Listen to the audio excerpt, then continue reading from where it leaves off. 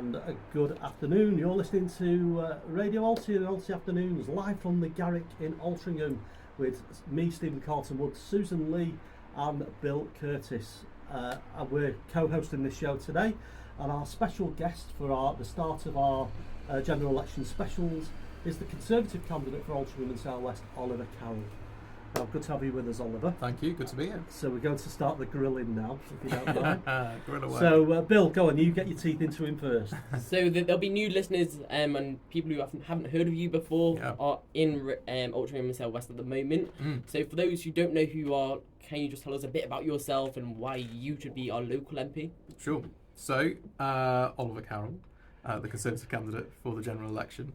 I'm born and bred in Altrincham. My parents were from Sale, so my roots here run pretty deep.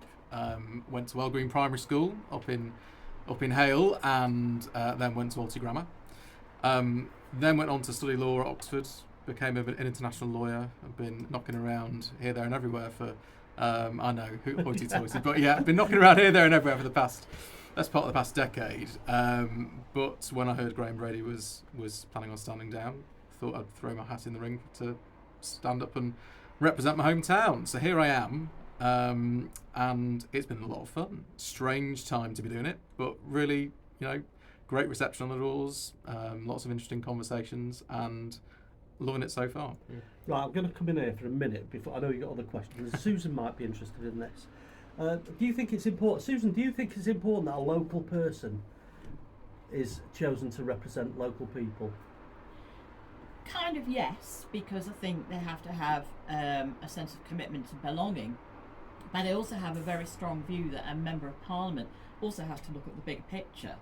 So they have to look at things like, G4 things going up all over the place, or global warming, or sewage outlets, or whatever. So they have to kind of have the foot in the camp for the area that they represent and have an insight and a motivation to work with those particular themes and all the rest of it. But that's partly what the mayor's supposed to do, and that's partly what the councillors are supposed to do. So there is a sort of, yes, we have to have a sense of a window on the bigger picture too, the national window, and how all those things, because otherwise it's the civil service still running everything again, isn't it? I actually think that, if we can jump in on that, that's a really interesting point. And I gave a lecture to U3A in Altrincham a couple of months ago about exactly this, about different layers of government and how actually there's a democratic accountability gap, because people don't really know where to turn for a lot of their problems. And we are unique in this country. We have different layers of government. You're right, we have the mayor, local councils, parish councils, health boards, the lot.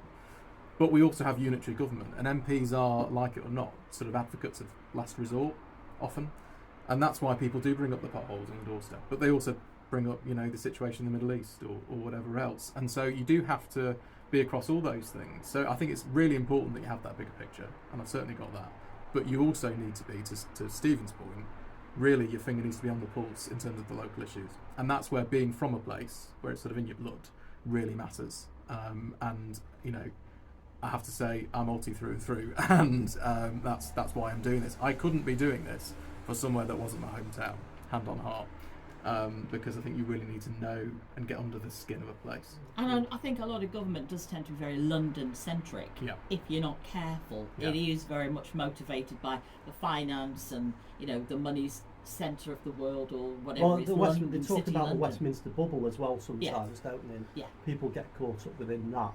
And it's how you really keep yourself out of that little bubble, really. Exactly. Yeah. How do you see yourself coping with that?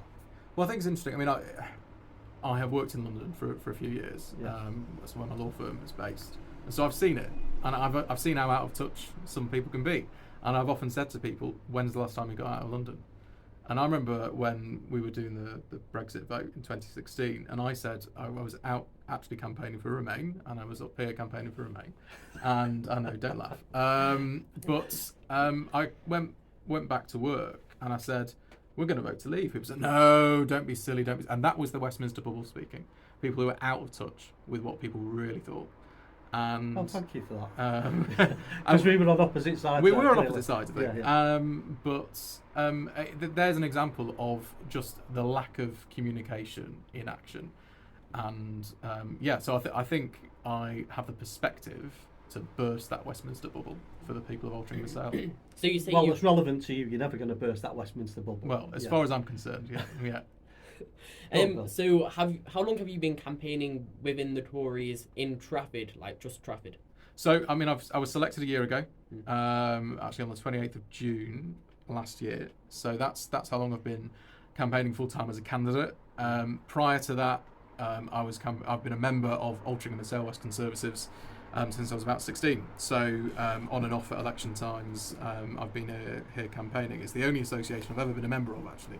So and primarily because of some of the causes that Graham Brady championed over the years and some of the issues he's taken on. So so this is the place I have, my political home, as it were, and very proudly so.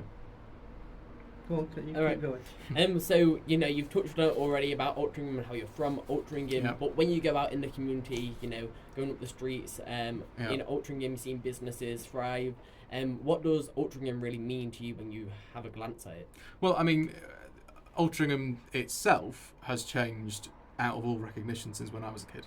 I mean, I remember the headline, I think it was on the Sun or the News of the World, where there was some disparaging headline about, a ghost town, and there was a picture of Altrincham High Street. And it was a ghost town. And it was a ghost town, when Woolies shut down, and I remember that, vividly. And the change we have seen over the past decade or so, spurred on by the market, which was a scheme put in place by the Conservative-led council at the time, Matthew College, has really spurred on the entire town centre, and it's, as I say, it's beyond recognition, and it's fantastic.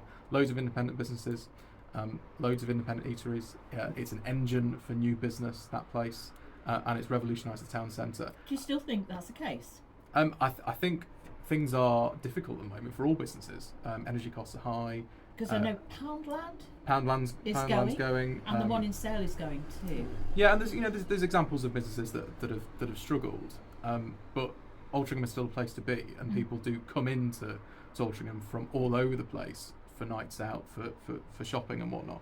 So I think we can be incredibly proud of that, and it is a pro-business conservative outlook which has given rise to exactly what we have here, and I think we can be really proud of that indeed. I must confess, I went out for lunch on Tuesday with a friend of mine in Altrincham, and we, a lot of the places were busy, were thriving, so it was really good to see. It is humming away, and actually all people from all walks of life, young, old, families, retired people, it brings in everyone. There's a reason. The only problem is parking. It's a massive problem.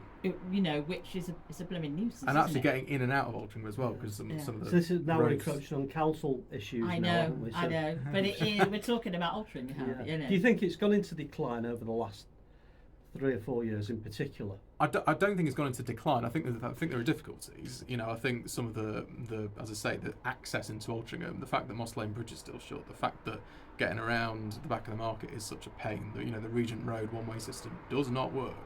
And people have not been listened to over it. So there are difficulties. Parking is a major issue. And so we need to tackle those. We need to reopen Altrincham Town Centre for sure. Well, it's an important point you said there about they don't listen. So the council's response would be tonight, if I was in charge of the council, is, oh, well, we always do consultations. And the thing is, what percentage of the population have an impact on a consultation? Well, it's always the loudest voices that respond to consultations. Sometimes, well done, they can be really valuable. Yeah. But my day job as a lawyer, I do judicial review work where we manage consultations, often we advise on it. And it's very easy to manage a consultation. You say, thank you very much. We've taken into account all your responses. Bye. And the outcome is the same. And that's what we have time and time again with Traffic Council. So, it is frustrating. But that's where I come back to the point I made before about an MP being an advocate of last resort. We are here to basically give a voice to people who have nowhere else to turn. And I think I'm from here, I'm for here, that's what I'll be aiming to do. So, you've just outlined some of your plans there just locally, but some may argue that Graham Brady has been the MP here since 1997. Yep. How do you respond to that? I'm not Graham Brady. He's been a great MP in many respects, but if you're an MP for 27 years, you're going to divide opinion in many respects. But he's standing down. I am a new generation of politician. and I stand on my own 2 feet. So will you be more of a driving force for local issues rather than Graham Brady? Well, I don't know about more or less. I'll certainly be a driving force to local issues. That's what I'm determined to do. Can I just come in on that as an observation? So Graham was taken up quite a bit of his time with being the chairman of the 1922 committee. So does that, because you were not, well, you may be, I don't know. If you were lucky enough to be selected as the next MP for this area, obviously you wouldn't have that round your neck, would you? So you'd have. I mean, certainly, no is the answer to your question, and it's a very particular role, not something that actually attracts me, because I think once you are on the 1922 committee, you do have to take a bit of a back seat, because you are, by necessity, a behind-the-scenes person. You are listening to the parliamentary party, you're communicating it to the party leadership. It doesn't mean that the views aren't represented, it just means that they are toned down a bit and the volume's turned down on those things. I'm, not like that. It's not the direction I want to go in. Doesn't mean it's wrong or right. It's just that's not who I am.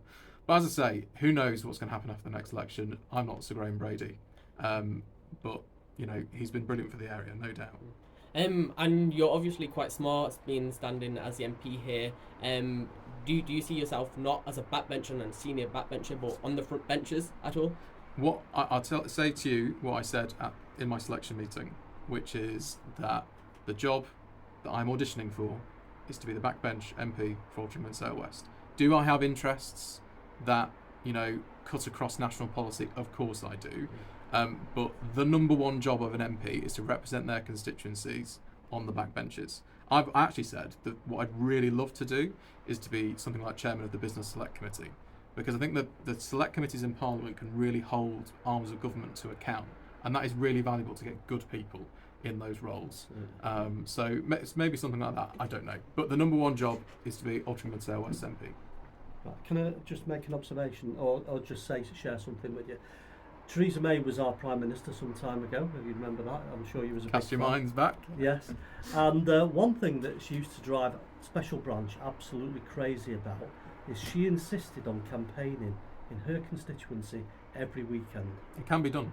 It can be done. But so when a Prime Minister can actually have that work ethic and do that, I think that's amazing, really. So she's greatly respected in her own area. Yeah. I know she couldn't get over the line, or for whatever reason, but it can be done. So that's what I call integrity. Pardon? That's what I call integrity. Well, there we go. Doing the job, doing what you're supposed to do, and not losing touch with your roots, your grassroots. And you've got to remember who sends you to Westminster. The people talk about, you often hear MPs on all sides, so it's referred to the boss, and they mean the party leader. That's wrong. Your boss are your constituents. Is a person who pays your wages. Well, it's interesting. We've got loads to go at, and we'll keep them thoughts. We're going to go to a bit of music, and then we'll have the weather when we come right back. So next up is Blondie and Heart of Glass. You're listening to RadioAlty and Alty Afternoons with me, Stephen Carlton Woods, Susan Lee and Bill Curtis. And our special guest today is the Conservative candidate for the next general election in Altrincham and Sale West, Oliver Carroll. Right, we have had some listeners' questions coming through, so we're going to start on them now. So Susan's got a few lined up there. I'll read a couple, yeah. Can you say who they're from as well? Pardon? Give a name who they're from. Well, this is from somebody called Alison, and she says, I believe strongly that MPs should first and foremost work for their constituents, so I'd like to know what links the candidates have to the Altrincham area. Another one from somebody called Dennis. Agree, I live in Altrincham over 30 years. I've not had any politicians knock on my door and hope they do one day. I certainly have a few things to say. That's a couple of questions. Well, right, okay. Go on, Oliver. Well, what I will say to was it Dennis? Yeah. Dennis, yeah. If he sends in his address, we won't share it, but I will knock on his door. There's a pledge. I'm out canvassing week in, week out, and knocking on doors constantly, every day at the moment, 3 times a day. Sometimes people aren't in, and you often don't have time to go back to that road, so it often means you do miss people. And we try to put a card through when that happens. Don't you think as well, though? I mean, I've got to say, I'm a bit cynical about politicians knocking on my door, because you only ever see them in the run-up to the election, and they're there saying, here I am, yada, yada, yada. But the rest of the time, obviously, they're busy in London or doing whatever they're doing. So it does seem to be a very seasonal fluctuation of interest in knocking on What I people's will doors. say in defence of a lot of MPs I know from all sides of the House, they do a lot of work in the communities and they'll go to lots of events and True. visit lots Okay. of businesses. I'll take So that. maybe it's for the homeowner to look out to see, I can go and collar my MP there and Or make an have a chat with appointment. them. Make an appointment Yeah. at a surgery. If you've got Yeah. something really burning on your mind, write a letter, make an appointment at a surgery. But yeah, I mean, look, I've been at this for a year, and I've been out every weekend. Often in the week as well, knocking on people's doors, trying to make as many impacts as possible. So it's hard work, and people expect you to come to them, and I get that. Especially at election time, but One it isn't thing about always Graham possible. Brady, though, one thing about Graham Brady was that you used to regularly see him in Marks and Spencer's in Altrincham. He only had a little basket, but he'd be wandering around. I don't know if that's significant. No, I mean, what I'm meaning is he did walk up and down the aisles in Marks and Spencer's in Altrincham, and I used to see him there quite often. So, there is that sense of shop where you work, where you live, where you whatever, and I think that is important too, to continue that continuity. Well, I think it's important you see your local MP on the high Out street, and about, yeah. shopping and doing all them things. Yeah, I mean, I think security obviously plays on a lot of MPs' minds these days. Sure. From people I speak to, and being visible means you are visible to people who might not have your best interests at heart. But yeah, I agree. I think it's important to be around and to be accessible, if not visible. I think that's the point. You are ultimately a public service and a public servant, so you should be accessible to people. Did we cover all them questions? They're the two that. I mean, the first one was about links to Altrincham. I think Yeah. I've already gone through my life story. I'm Alty born and bred. So Yeah, yeah. absolutely. There's another one that we had from a Susie, and she was interested about the minor injuries unit, wanting to know how it's going along and what your thoughts are on it. Well, look, I mean, it's one of the number one issues that people bring up all the time. Partially, I think, because I've run a campaign about it and brought it to the forefront of people's attentions. But look, we've had a hospital in Altrincham for over 100 years, actually. And the new hospital was built in 2015-16 and opened, and it had a minor injuries unit. Not a fully fledged A&E, as was, but a minor injuries unit. And that was shut temporarily during COVID. Supposedly temporarily. It's still shut. My view is that Altrincham deserves that minor injuries unit to be opened. The staff have been, as I understand it, re-recruited. We lost some staff during COVID, like every industry did. Not least because the government has kept to its manifesto pledge of 20,000 more nurses. So we've got the staff. It would relieve pressure on the surrounding emergency departments and A&Es. And frankly, it is sitting empty, waiting to be used with scanners, with space. It's a wasted resource. And I have to say this, I think it might be slightly political. We have seen one Labour councillor who sits on the Health Scrutiny Committee of Trafford Council reference the fact that she didn't think Altrincham was deprived enough for the hospital. I don't know whether that's the Labour candidate's view or not. You can put that to him when he comes on your show. But I am quite clear in my view that Altrincham deserves its hospital, deserves its minor injuries unit to be reopened. And I have said loud and clear, if you elect me as your MP, I will take exactly that campaign to the corridors of power. How much would it cost to reopen it, and where would that money come from? Well, it depends how you calculate the cost, because actually all those patients are not just going home and being unseen. They are being seen at hospitals, and so the cost is being shunted around the system. There is an argument to say that they can be treated more efficiently with a specialised minor injuries service at Altrincham, rather than gumming up emergency departments at the likes of Wythenshawe, taking up the time of trauma doctors and highly trained specialists who actually are overqualified to treat cuts and burns and minor scrapes and whatnot. So in a sense, it could save money. Now, there has been a review, supposedly concluded. The results of that review have not been published by the Integrated Care Board. I don't know why. All I'll say is the Integrated Care Board is headed by the Mayor for Salford, former Labour leader of Manchester Council, Sir Richard Leese.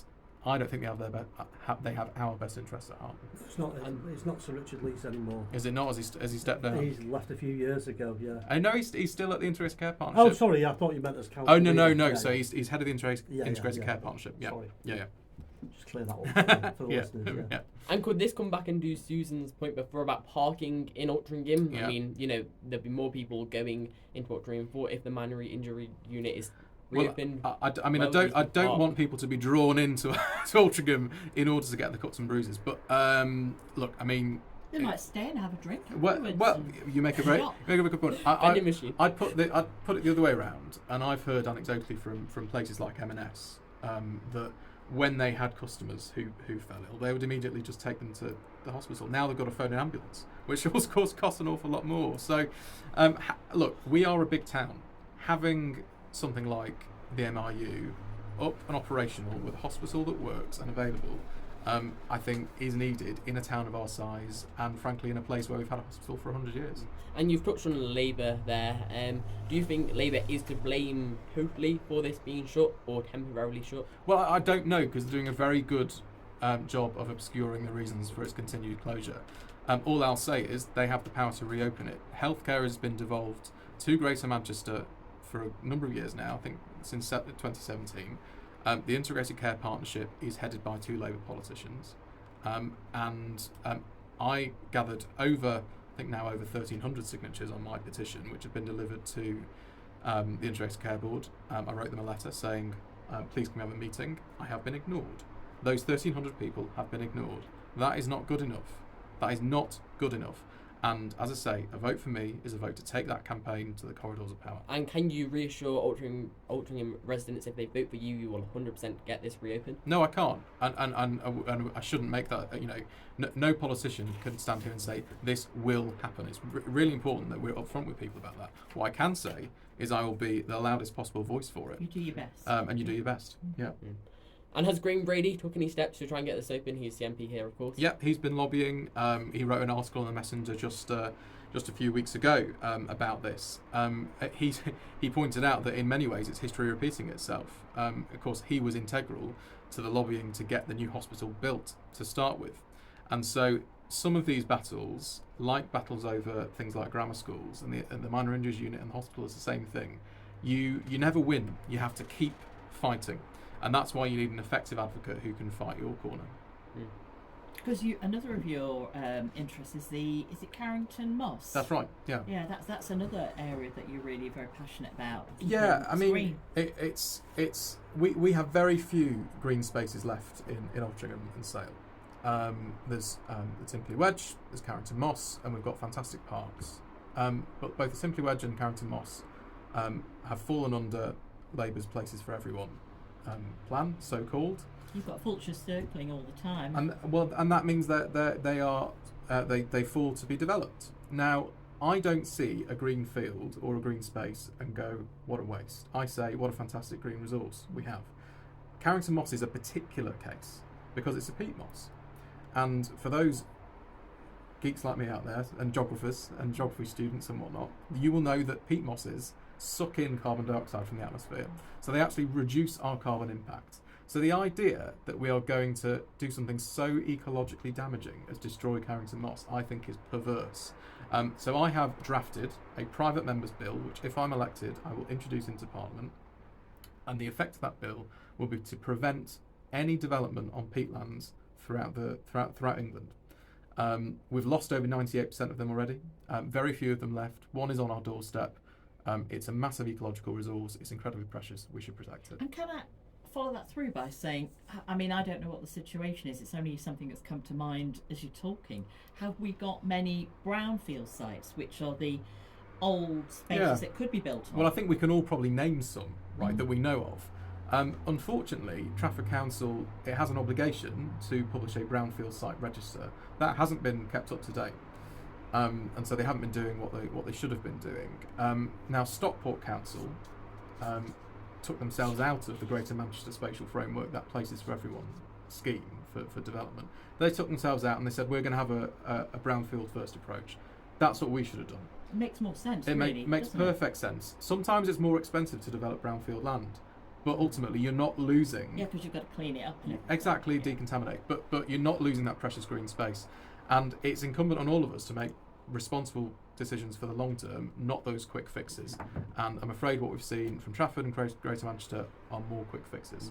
And the other thing, of course, is that I know that in Manchester, I mean, it's not Trafford, but I know in Manchester, there's something like 678 houses that are actually empty right now for various reasons. So we have a housing shortage in Altrincham and Sale, but across Greater Manchester there is a massive housing surplus by some accounts because of the volumes of vacant housing.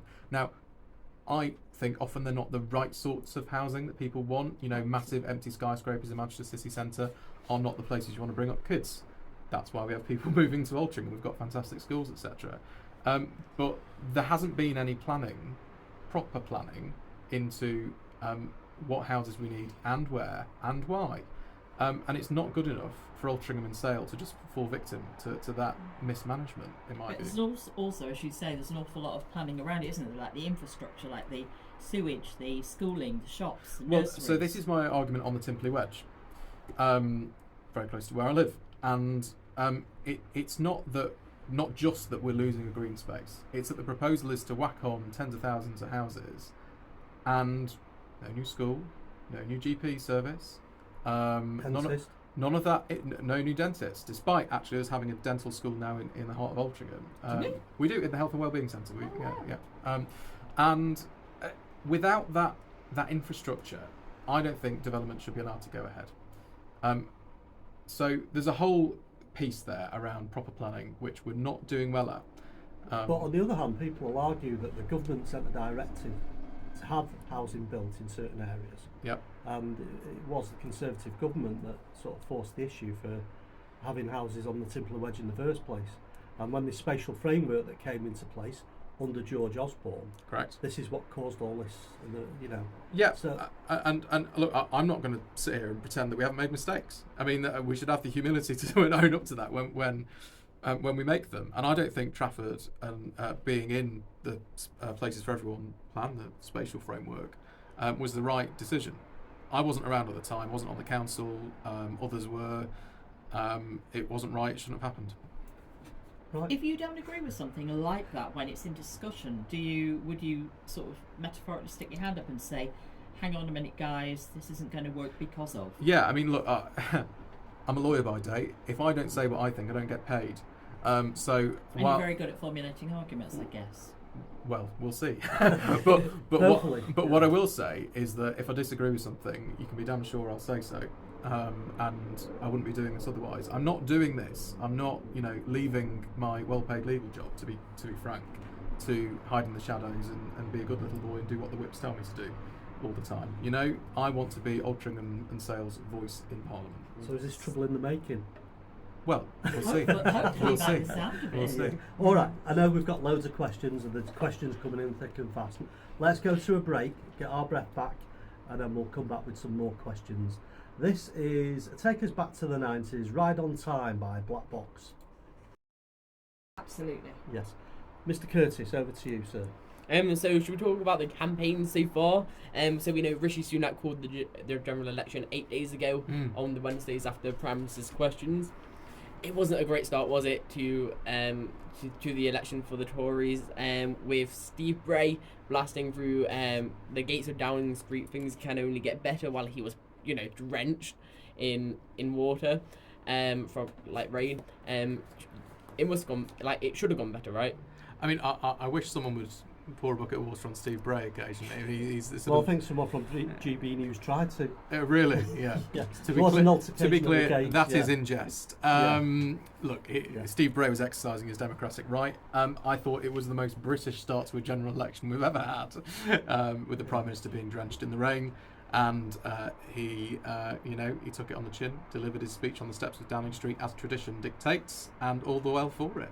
Well, his view was, come wind, rain or shine, he was going to... He's not a fair weather Prime Minister, that's what he said. So, that's the line, and I'm sticking to it, Stephen. I mean, the press generally felt as though it was a bad idea to stand out there in the rain But how the politicians feel about it. I have to that's another say, matter.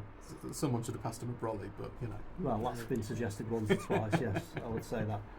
So, If you were the Prime Minister, would have you gone inside? I would have taken an umbrella, I think, given it was raining. But you know what? It was a good speech, and actually what he was saying is right, which is that there's a clear choice at the election, and that's what he was putting in people's mind. But people cynically look at those sorts of things and see it as posturing. I would. I'd see that as posturing. Somebody is, going out there that I don't care well, about it depends whether on I'm a what human colour being. glasses you've got on. I can throw my £900 suit or whatever it was in the. Yeah, no, but you've got a cynical view, haven't you? Really? I think, to be honest, they Yeah. took a gamble. They thought it was going to stop raining, and it didn't. And actually, the media is obsessed over this point. Does anyone really care whether the Prime Minister's out in the rain? What people really care about is how much tax they're going to pay, whether or not they can get a GP appointment. I mean, we all have different views on this, because you was like quite pleased about what I was saying.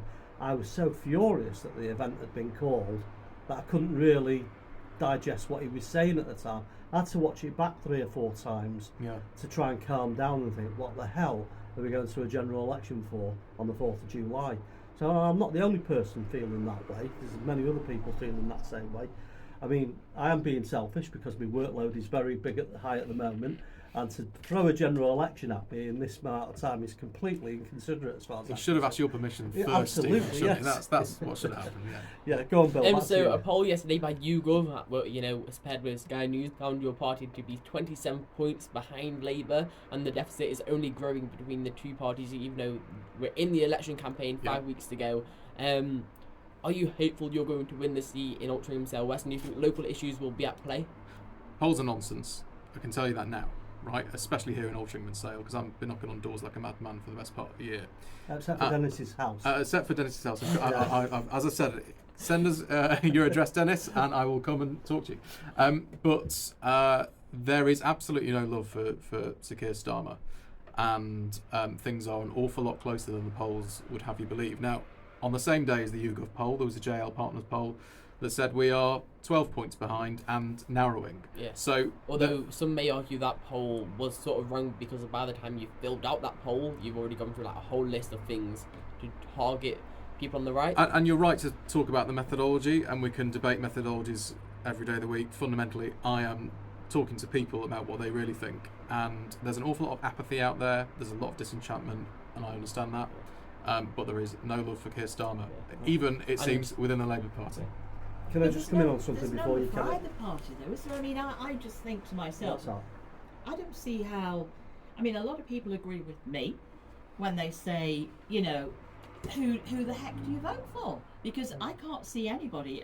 Well, let me just come in on this point, Okay. because we've just had a local election, and a lot of people in the local election went to the vote thinking about national issues, and that it really isn't about national issues.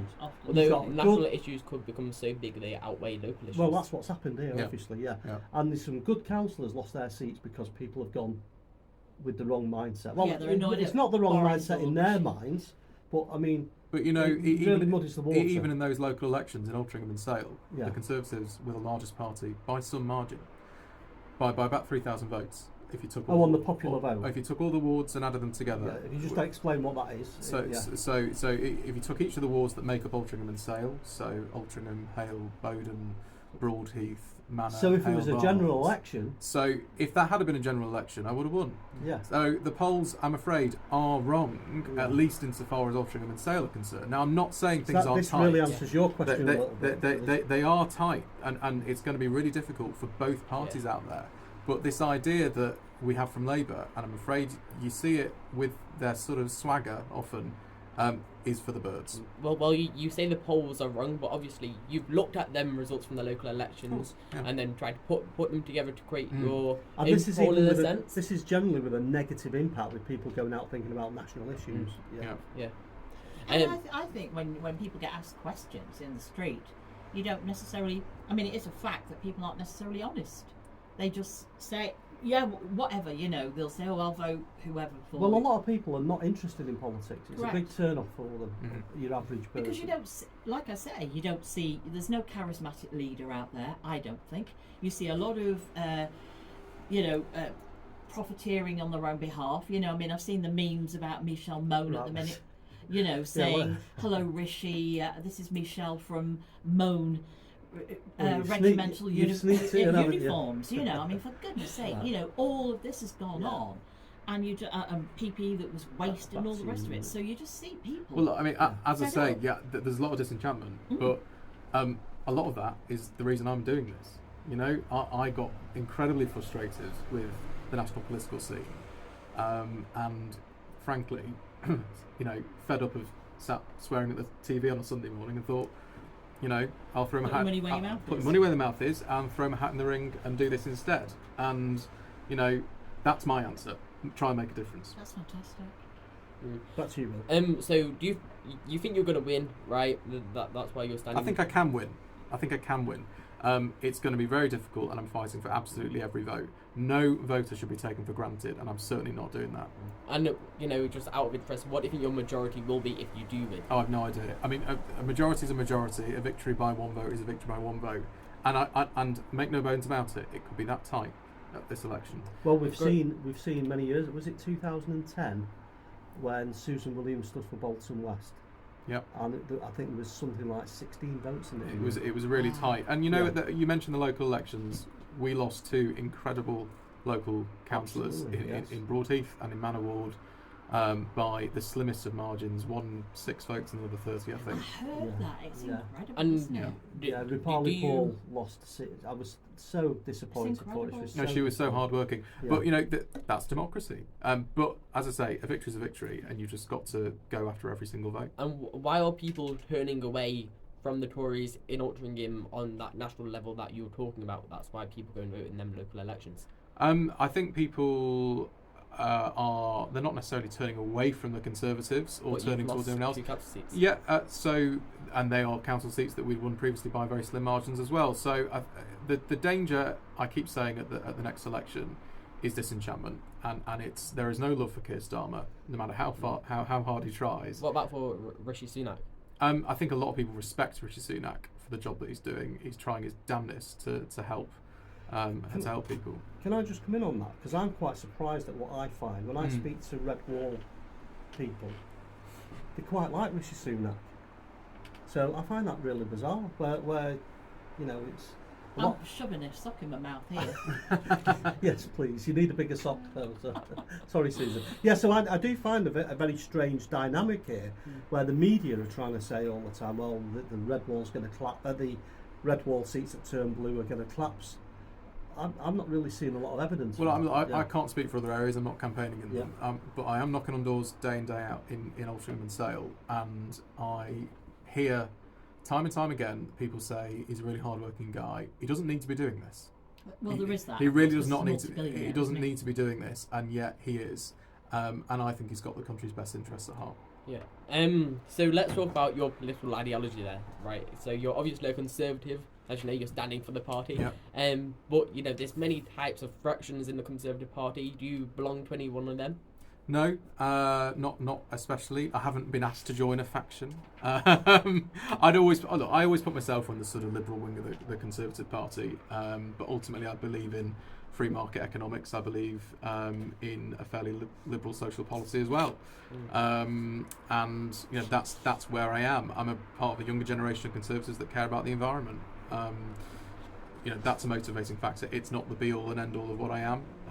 Ultimately, I'm a pragmatist. I'm not an ideologue, as the Labour Party seem to be. So yeah, I mean, that's where I am. I think sort of fundamentally common sense conservatism, and that's where Altrincham and Sale is. Right. Susan's absolutely bursting at the seams I've here. got Go on, a So there's a few questions coming in. from Peter. Right, yes. Peter says, smoking ban. Yeah. For or against? Personally, he thinks people should be free to make bad choices, and he wants to stop the rot of their nanny state.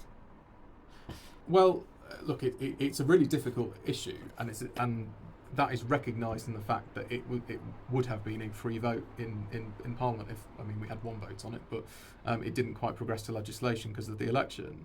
I think I probably would have voted for it on balance. What, the ban? The ban. I had a grandfather that died of lung cancer, and you know, yes, we should be free to make bad choices, but the law always places limits on your choice, But commensurate also, with the harm that it causes. I mean, the point is, I don't know your grandfather, obviously, but, working environments, Yeah. dirty air, Yeah. all sorts of different lifestyle choices, asbestos, Yeah. whatever, Yeah. chimney sweeping. The whole thing is there's lots of reasons why people have lung-related issues, and I also know that the government have made a fortune in the tax from cigarettes. Well, that's why, in many senses, the decision that Sunak took to push that agenda didn't make a lot of sense. The Treasury has said for years, actually, we make quite a bit of money out of smoking. Look, the law always places limits on individuals' freedoms according to the harm principle, to prevent harm that you do to yourself and to others. I'm not an anarchist. I'm a liberal. I believe on limits to people's freedoms. But only proportionate limits. And look, this is a really difficult issue, and I've agonised over this. I think if you'd asked me weeks and weeks ago, I might have said the opposite answer. Ultimately, you listen to the arguments. But I think on balance, I don't think that smoking should be permitted for people who don't smoke already. And that was the content of the prohibition. The prohibition would have been on people who don't already have the right to smoke. We're not taking right away. It just means that they're never going to be able to. And but it is a very difficult issue. And one of the arguments against it, which I am very attracted to, is the fact that in 30 years' time, are you really going to go to someone and say, "Excuse me, sir, are you 48 or 49? Are you allowed to buy this cigarette?" Because that's the what would have happened with the escalating But I mean, prohibition. there are other things, in my opinion, that are far more serious, far more significantly bad for people. You walk down the aisles in any supermarket, Yep. and probably 95% of the stuff on sale there is horrendously bad Well, this for is you. what I mean about there has to be limits. Cereal packets full of sugar and additives and preservatives and colourings. And The state should not be in the business of telling you to the nth degree what you can and can't do, but it does tell you to wear a seatbelt when you're in the car, and it does impose speed limits on the roads. And so that's the point. That there come points where the state intervenes and places a limit. Yeah, because on it's things. not just yourself there; it's other people's lives are at risk. Exactly if right. you're smoking, you your- might potentially be exhaling and... Well, smoking's another thing because there's an impact on that. So it's not it's your smoke. I mean, they've had to ban smoking in indoor buildings now, but that only happened in the 80s. But there's a knock-on effect to that, and then people's health deteriorates through smoking. That's a massive cost to the country as well. But on the other end of that, what Oliver said is we're making a lot of money out of the tax. They could argue they're paying for their own healthcare in the taxes they pay, which is a bit of a... So it is a very difficult one again, but It's finely balanced, and these things should be up to a free vote. These are not things that should be whipped. But we've also got like a sugar tax now, haven't we, as well? But what's so interesting about the sugar tax is that actually the revenue from it has gone down, because what it's done is it's forced manufacturers to change the recipes. Oh, to the artificial sweeteners. And just to reduce the amount of sugar, full stop. And actually, that you can. There's a bit of a cynical. I'm surprised you're not saying about this, Susan. So there's a cynical thing to this. So the prices have gone up of things, and the sizes of them have gone down. I know they're on about... So shrinkflation, isn't it? Yeah, That's the we talked about the new that the other week. buzzword, Yeah. shrinkflation. Yeah. But on sugar, those sort of nudge policies, as they get called, where we're just trying to nudge people's behaviour, can be quite a good thing, because you're not fundamentally restricting people's freedom, but you are achieving a better public health outcome. And we might come on to talk about the NHS. One of the big issues with the NHS is soaring demand. And so actually, if we want to try and nip that in the bud for future generations, we need to make some decisions now. And I think Labour will carry on the policy about the smoking ban if they Is get that right? in. Have they made a decision on that? Yeah, I believe Sir Keir Starmer came out saying that about 2 days ago, yesterday. Well, Is it not flip-flops I was on going it to yet? say in 2 days' time we might say something else, but yeah. But can we get into some of Labour's policies? I know you're obviously not the Labour candidate. Indeed. Where do you stand on votes at 16? Isn't it integral that young people will get I a was say going to in bring who that in runs in their about government? 20 minutes, but go on, you've done it now. Well, now you ask the question. I'm against it, in truth. I think, we've had votes at 18 for quite some time. I don't believe in giving children the votes. 18 is the age of majority for a whole host of things, and it's right that we keep it that way. I've certainly evolved in my views since I was 16, and I know many other people have done the same thing. If not if it's 16, why not at 14? You know, where do you draw the line? Well, we've drawn the line, and I think we should keep it there. I spoke about this on the TV recently, really, about and they had to be up against a load of youngsters like him. And obviously, youngsters. I thought you were for it, Stephen. I'm not for it at all. I read somewhere you're for it. I think you're for it in deep what, down. a 16-year-old? 100%. Not 100%. a chance. Not a No, it's funny this. There was a study done last year anyway, an independent study, so even if Labour wanted to do it, they wouldn't be in a position to do it. They wouldn't have any support from the civil service to make that happen. And I also think fundamental constitutional issues like that, we have a bit of a convention that we put it to people. Well, we've just seen the law was changed last year, stopping people under the age of 18 getting married. Well, so, you can argue you can pay taxes at 16, join the army at 16. Hang on a minute, let's get this in perspective. We're having an argument. I was going to say, this is great. I don't have to offer my opinion. So let's get this in perspective. How much tax does a 16-year-old pay? Well, my sister has just got a tax bill, so she's still a teenager. She got a tax bill, of over 150 quid. Oh wow, that's going to set the economy on fire. Well, if you pay taxes, Stephen, you should have a say in your government. No, but it's. It's as simple as that. No, I disagree. Of course it is. When you get things in perspective, anyone under the even 18-year-olds don't pay that much tax really in the grand scheme of things. So are you saying that the voting age should go up because of that? Should there be a threshold? Those on low incomes if can't I was vote? sat in Oliver's seat, I'd be saying put the voting age up to 21. So, but we're not. We're at where we're at, and that 18's been the standard for a long time. And there was a study done last year where the appetite was very much keep it as it is. So you don't fix. And I have to say that this is, in my view, it's a bit of a cynical move from Keir Starmer, because he knows that in his view his voting base is younger and he doesn't have the votes in older people, and so he's trying to appeal to an electorate. I get that. I just don't think it's responsible. Yeah. But couldn't you argue if the Tories maybe put more emphasis on young people and more policies for young people, tailored for them, that young people were light off voting polls and so forth? What do you mean by specific policies? So you mean they should be more attractive to the Conservative Party? Because there's actually probably many young people who have an ideology of conservatism but haven't yet found it, due to the lack of political engagement. Votes at 16. It could be a good part in engaging young people in the political process, and especially if that gets tailored with political education within classrooms as well. So, if you combine all of these factors together, young people can definitely get involved in the political process. Maybe. Let's see what Oliver will say about this. How are you going to engage younger people in Altrincham and Sale West moving forward? Well, what I keep saying to people is, look, I'm from a younger. I'm not as young as you, Bill, but I'm certainly younger than some. Yeah, you started at a young age. Yeah, hey, look, I'm certainly younger than some politicians, and no, but you've been a member and been an activist. Yeah, of course. In Altrincham. Yeah. Since was you 15 or something? 16, yeah. And I think actually what my party stands for fundamentally is where most young people are. You want to start your own business. You want to be an influencer on social media. You want the freedom to say what you want to say on social media. You want to travel around the world and stay in Airbnbs and take advantage of independent property rights. You don't like being taxed to the hilt, and you want a good education. Well, those are all conservative ideas. You care about the environment. There's nothing more conservative than looking after our natural environment, as I've already talked about. So what we have to offer is, I think, appealing to a lot of young people.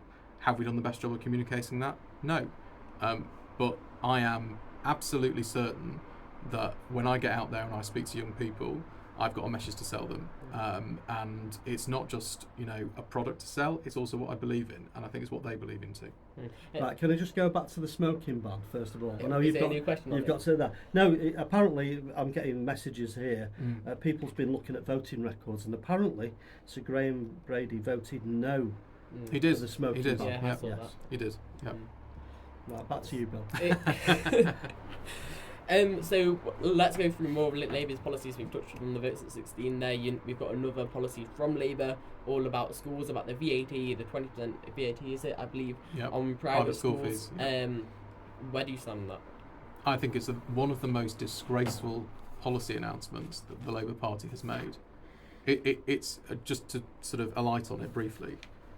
I have sat down with one exception, with every head teacher of an independent school in Altrincham and Sale West.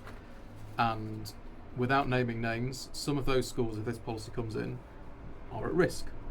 Their future is at risk. and those kids will go into the state sector by the thousand. There are not the places for them in the state sector.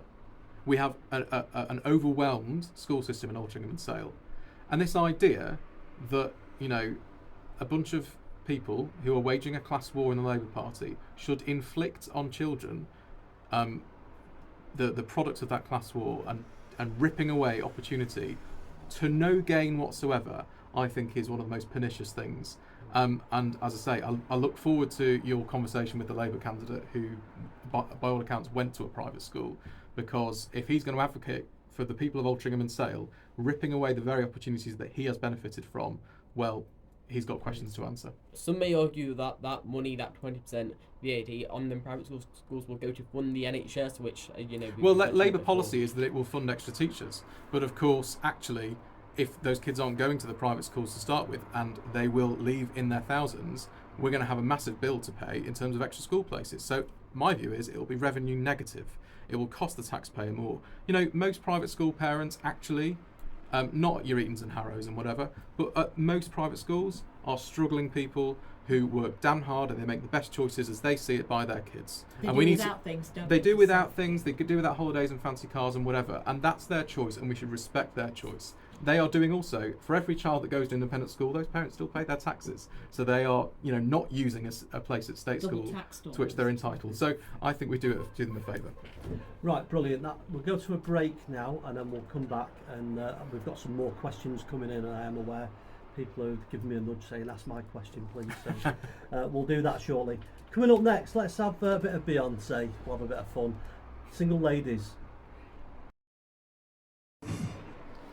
Good afternoon, you're listening to RadioAlty and Alty Afternoons, live from the Garrick Theatre with me, Stephen Carlton-Woods, Susan Lee and Bill Curtis. And our special guest with us today is the Conservative parliamentary candidate for the upcoming general election, Oliver Carroll. Right, we've got some more questions, and we've been arguing in that little break there about, well, me and Bill were arguing about the voting You're age deep of down 6. 4 votes at 16, Stephen, and I know it. No, I'm not. There is some I'm saying about the argument. I'm not going into this anyway. He said it in the break, he's for it. I'm not for it at all. Right, I want to do a few out-the-box sort of questions as well. So we've had Annie message in and asking you about your thoughts on the World Health Organization. Gosh. Sharp intake of breath. Silence. It's been a while since Did you see the tumbleweeds going by? Well, no, now? I mean, it's been a while since we've heard about the WHO. not. Right, what answer It's, the well, question. so, put it this way, it's been a while since I've thought about it. What I mean, of course, we saw the announcements all the time during the pandemic. They're not without their faults, and I think some of what they did in the pandemic, particularly on taking China's line quite so vociferously when they did about the causes of COVID, were really counterproductive. Look, some of what they do is incredibly valuable. Some of what they do, we shouldn't be involved in. Is there a role for an international coordinating body for things like pandemics? Yes, there is. So Well, I'm not one of these people I that think that's says. the thin end of the wedge, though. I think the Well, minute but you wasn't start it really giving geared somebody- up to be looking at helping third world countries and their health? I think that's one of the functions. Yeah. Bill Gates already does that, honey. He All right, sends let's his set that vaccines out there. let's not to mention test- Mr. Gates at this to stage. test on these third Right, world okay. countries. No, but I mean, we're looking at an overview of it, the organisation, its structure, its role in the world, and its influence in the world. Because in the COVID times, when Oliver's referring back to the time of Yeah. COVID, there was a lot going on. First of all, we didn't really know the extent of this thing that was looming. We didn't know how serious it was. We didn't know how long it was going to go on for. You We say had- what you we had- no, let me say- just get my point no, out. You're saying these things, and they were doing they were making No. vaccines for a global No, I'm pandemic. talking before 4 or this. 5 years. Let's go back to the beginning. And then we had the media terrorising everyone around the world, making it a million times worse than what it's turning out to actually be.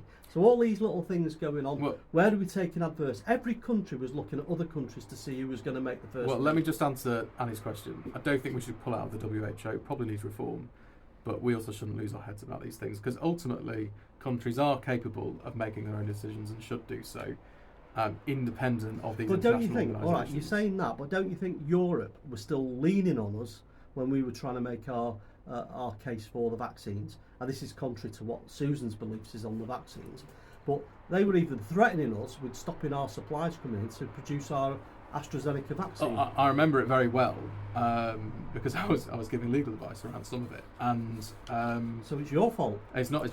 No. Yeah, it's all my fault. No, Exclusive. look, there was an issue on trade, and I remember Ursula von der Leyen threatening to tear up the trade agreement halfway through and to start a trade dispute process over our decision to build up our sovereign vaccine manufacturing capability, which I'm very proud that we did. And if you'll allow me one political dig, it was the fact that this government actually chose to roll out our vaccine and not take part in the European Medicines Agency process that saved tens of thousands of lives. So I think we can be very proud that we took independent decisions, and we managed to do that despite, as you say, being lent on by Europe, and despite being a member of the WHO. Just goes to show, actually, countries can do things independently already. Right, They okay. need I to don't keep want. their I don't. independence I as know. well, don't Exactly saying that. I don't want to dwell on it too much because we could do another 10 shows on this subject. Really. Get me back on. And things are developing, and there's lots of questions being asked, and we're finding little bits out. So we could be having a completely different conversation in a couple of years' time as to the whys and wherefores and interference from outside Shall we sources. move on to the national service Thank policy you of the very much, Tories? Bill. Yeah, good afternoon. Time is 3:31 in the afternoon. We're carrying on with our conversation with Oliver Carroll, the Conservative parliamentary candidate for Altrincham and Sale West for the upcoming general election. Bill, I know you want to get into the guts of Conservative policy, don't you now? Of course. Right, go on. When Let's were see, Bill. I? So Oliver, the Tories are putting together a load of new policies. Your party, of course. One is the national service policy. I was talking to someone from a national youth charity and a policy director from a national youth charity yesterday about this policy, and she made a great point about how since 2010 the youth sector and all about young people that sector has lost over £1.1 billion. This policy will cost £2.5 billion and it's compulsory. So how can it be defended when so much has been lost from youth services already? More than double that is going towards a policy which many people don't even agree with. So, look, I mean, I think it's important not to confuse funding for youth services with what is a policy to actually introduce new opportunities for young people who are school leaving age. I was talking to a resident in Hale just yesterday evening out canvassing who's just turned 18 and wanted to know about this, and actually I think was quite in favour of it, which surprised me because of the write-ups that we've had in the press. Ultimately, look, I don't know many young people actually around here who aren't involved in some form of volunteering or charity work or the D of E or whatever. Anyway, and actually for the vast majority of kids, this is what this programme is going to be about. It's about volunteering, getting out there in the community and doing stuff every few weekends. And there will be a competitive entry for the armed services to have a year-long programme in the armed services like they have in countries like Sweden. Now, so, do you have any more detail on this? Because I know all the parties are coming up with all these big ideas, but very little detail. The policy, to be fair to the government, the policy is actually to have a royal commission to look at exactly how it should be structured, because this is a fundamental change, particularly with an eye to the military and the threats that we're seeing on our continent. It's right that we take a long and hard look at those things, but fundamentally, as I said to this resident yesterday, young people have had a pretty rough few years. They've had COVID where they've been locked up. There's a lot of pressure from social media constantly, and actually getting out there in the community, doing a bit of work for charities and civic organisations, I don't think is any bad thing. Moreover, it will give them the skills that will add to their CVs and help them be more employable in the future. I think it's a bit concerning. I mean, there's a lot of simmering underlying issues, aren't there, overseas at the minute, like what are we at war with Russia? That kind of thing. There's an awful lot of implications where young people might be being, or people who join might be being trained up to actually go to war. Well, look, no one's going to be conscripted. Right. So this the idea that this is the return of conscription is for the birds. As I say, this is the military element of the programme is, as I understand it, a competitive application process for a specific So it's programme. like a job choice. Exactly. So there'll be Yeah. different choices within this scheme to allow young people to opt in to the military side if they want to, but if not, to do voluntary Yeah, stuff. and you're right in saying that there's a huge threat, to our security with, people like, countries like China and Russia, Yeah. And that's really concerning for Altrincham residents and, the UK population more widely. But when I'm 18, I don't want to opt for go joining the army. That's the thing, and many people won't. The majority of people won't. But like, if I was to deliver prescriptions to the elderly in my neighbourhood, or doing something voluntary within the NHS, maybe, how would that help our security get better when there's just those people delivering? As I say, this isn't just a policy around improving the nation's security. It is a policy to give young people the skills, the experiences that will really give them strength and aptitudes going into the future, and not least to make them more employable. So I think we've got to look at the bigger picture. I think it's a positive move on the doorstep. It's going down very well. Okay, just to add to that point, people have asked different questions over this about encouraging young people to either go into military service for a year or help out in the community at a weekend. The person in charge of the military, I don't know who his name is. Do you know who it is? And he was saying, well, potentially it could be a good idea. And the reason behind this, or one of the reasons behind this, is the influx of new recruits into military at an all-time low. So it's a bit of a problem at the moment. They're trying to bolster our army numbers and our AF and Navy and stuff like that. So there's probably an element, a big chunk of that, that's brought on this idea at this stage, because many people have been saying, well, why was this not brought out before? And I think, Wasn't that because they've been downsizing the budgets and things? well, no, there's lots of different reasons for all these different things, but at the military's had a problem with the influx of new recruits. It's been a problem from recruiting. So last year it rose its head in a big way. So I know now, with the head of the armed forces getting to the government and saying, look, we need to do something about it, I think this has brought this to the table. And that's what's being said in the But meeting. I do think it's really important to emphasise, to your point, Stephen, that this is not conscription. The aim of this policy is not. Well, that's why you've got the caveat of voluntary work at weekends. Exactly. And the military angle is one element of it. But no one's going to be forced into the military and sent off to the trenches. That is frankly a caricature of this policy, which is actually there for young people. Some people may argue that CCHQ introduced this policy to win over their core vote, the elderly. Do you think that is one of the reasons why the Tories put this in place? I'm not that cynical. As I say, I actually think this is a great policy for young people, and who it may appeal to is yet to be seen. I know I'm in favour of it, and I'm not of pensionable age. While talking about pensions, we've had a brand new policy from the Tories, as well, a policy proposal about it's about the triple lock plus. Yeah. That's an interesting policy. But I reported the day after it came out, the average old age pensioner would only save 27p a week. I mean, isn't that just nothing?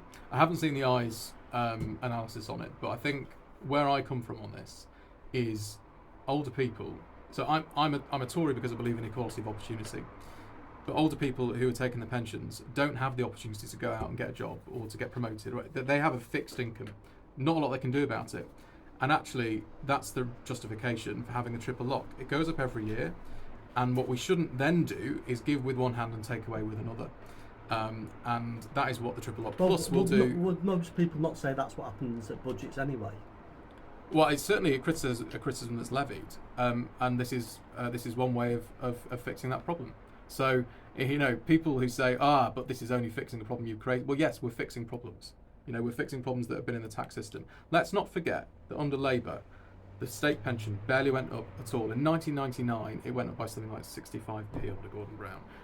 We have put up the state pension by massive amounts. We've taken pensioners out of paying tax altogether, and now we're going to keep them out of paying tax. And I think that's a good thing. It's great to say why you don't like the opposition, especially in a political campaign leading up to this historic general election. But yeah, I know you've touched on it already about Rishi Sunak and why he's a good leader. But in Altrincham, so West, if we localise this issue, on the doorsteps, do you think pensioners are going to like this policy? Well, I've certainly had pensioners say that, it's all very well having a triple lock, but we're being sucked into, paying tax over the personal allowance threshold. So this, I think people are alive to it, and this is fixing that problem for them.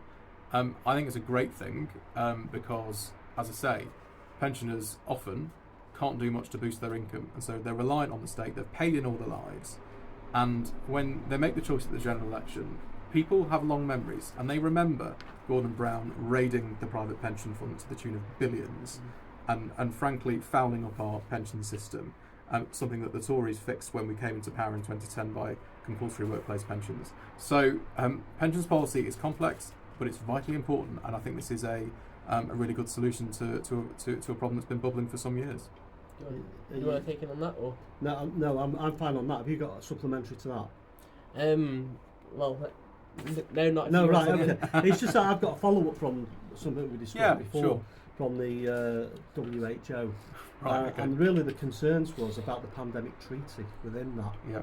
What are your views on that? Well, as I say, I think it's important that each country maintain its sovereign ability to respond as it sees fit. Should there be coordination mechanisms internationally? Of course there should, because pandemics, as we saw, don't respect borders. So, I think, look, we need to look at this in a clear-eyed way. It shouldn't be politicised, and actually the politicising of the system is one of the problems that we saw with, China saying that this was not a man-made virus, etc., etc., and that holding back and actually inhibiting our ability to respond with the agility that we need. Well, I think that's one of them areas we'll never really know the truth of. Well, exactly. But the problem is, I think what Annie's saying here is how we just roll over to certain things when they make demands. At what level can we say no to them? While we're part of this organisation. As I say, I think we overstate the influence that these organisations have, and because they're well funded and because they have some powerful backers, people, they become the sort of demon in the corner. Actually, we can make our sovereign decisions, and people are going to the ballot box in a few weeks. They will make their sovereign decision in a few weeks' time. Can I just say, we've got countries close by, Sweden, who didn't have a lockdown or anything like that, who didn't have any worse figures. And we're both WHO signatory treaty states. Yes. So, yeah. Ali and Annie and Alison have put in a lot of questions about this issue, so they obviously care about it, and they're from Altrincham, Sale West. So you just talked there about how we shouldn't politicise this issue, but I'm sure they might even be putting a question in at the moment about how the Conservatives have politicised this issue, and like as before you mentioned about how there was the Conservatives who rolled out all the vaccines from the WHO, approval side. Well, that was an active debate at the time. I mean, let's be clear. Keir Starmer wanted us to stay in the EMA approvals mechanism, which would have delayed by weeks or if not months the vaccine rollout. He would have kept us in lockdown for longer, and that would have resulted in tens of thousands of more deaths. We took an independent decision. We rolled out the vaccine more quickly. We saved lives. That was the decision of the UK government, the Conservative government, which Keir Starmer didn't support. So I'm quite happy to draw distinctions and talk about the facts on that. What I don't want to politicise is actually what we should do in the future. That is now the decisions we should be taking. How do we respond to the next pandemic? We must learn our lessons, whatever they are. We've got to learn them. I don't think the public inquiry, by the way, is the best way of doing that. It seems to be a money spinner for a lot of lawyers. But we learn our lessons, we move forward. And I'm sure that the other radio listeners might want to move on from this topic onto other issues that are going around the UK and locally at the moment. So we've seen you've been in here, that Angela Rayner has backed Diane Abbott. What do you make of that? Well, I've said for some time that the divisions in the Labour Party are not far beneath the surface, and Keir Starmer can say until the cows come home that this is a changed Labour Party, but it isn't. The left are there, they run the show, and the idea, I don't agree with Diane Abbott on practically anything, but the idea that you should try and bounce her, one of the longest serving Labour MPs, one of the first black women MPs, a trailblazer for women's rights and minority rights in this country, just bounce her into resigning and retiring, I think is pretty contemptuous, and leaves a pretty bad taste in the mouth. Now, as I say, I don't agree with her very much at all. So I can quite understand why the Labour left are up in arms, and clearly Angela Rayner is on a warpath. Well, let's see what happens. And sticking with Labour, going locally now, we've had the announcement of the new candidate for Altrincham and Sale West.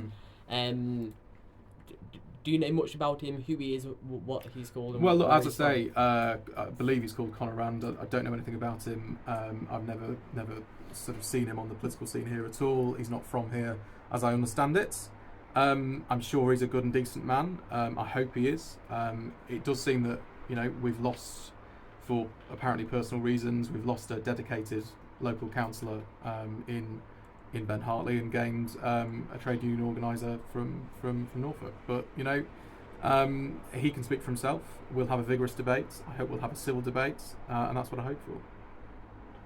Right, brilliant. We're going to go to a break, and then we'll do our final section, and we'll find a bit more out about your views and what your vision is for the next for the coming months. Right, we're going to have a bit of Billy Joel, because Bill's been mithering me for this. We've got our light-hearted little one there, haven't we? This is very serious, actually. Very serious. Bill might have a view on this as well. Until 1956, French children attending school were served wine on their lunch breaks. Each child was allowed up to half a litre a day. Half a litre? I'd be plastered after half a litre. No, that's... Well, yeah. maybe not, but you know. That's at lunchtime, honey. I mean, don't you even think about what they're getting at dinner time. Yeah. Well, I mean, young people and drinking, because the law's a bit grey on this, isn't it? Privately at home.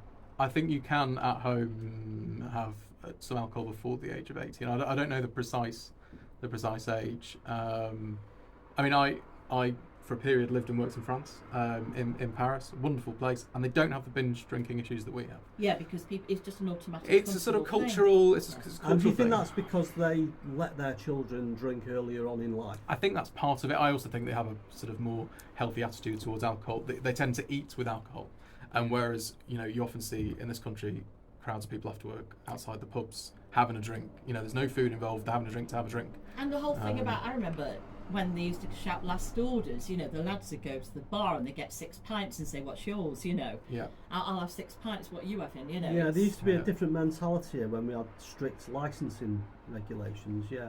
Right, as a young person, Bill, how are you feeling about youngsters drinking? Would you like to be able to march into a bar and order a pint? Half a litre. Yeah. It's only lunch. Without ID, you're only getting half. Yeah. Well, I don't see myself, going to any pubs in Altrincham anytime soon, ordering about 6 pints, tell you the truth.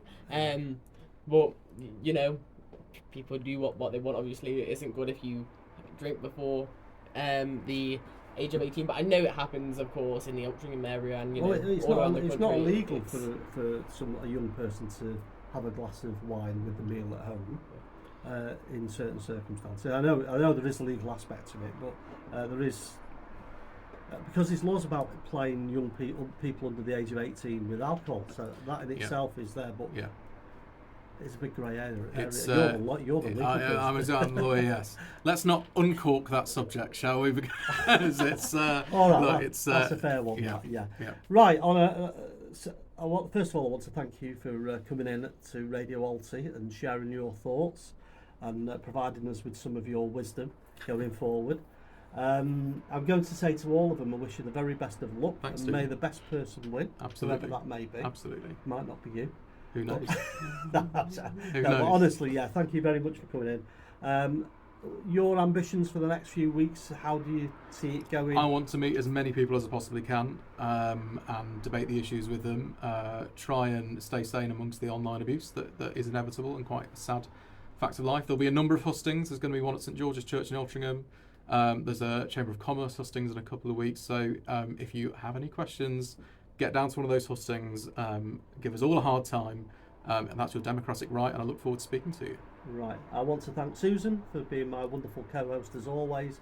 Well, a special mention to Bill Curtis, who has lent himself to us to bring a new dimension to the show with the views of a younger person, which always helps. And I'm sure all of us always welcome to have questions from younger people. Absolutely. Taken forward. And just one thing to say, Yes. however you vote, please use your vote. Yes. Whatever you do, We can't use your we vote. always say that, don't we? we? us two? Yeah, Yes. always. Right, so a very goodbye from us here in the studio. I'll be putting out on social media over the week who we have next week, but we will have another politician in to tell us all about what they would like to do. And I would wish everyone have a nice weekend, and we'll see you all next week. So it's goodbye from me. And it's goodbye from me. And it's goodbye from me.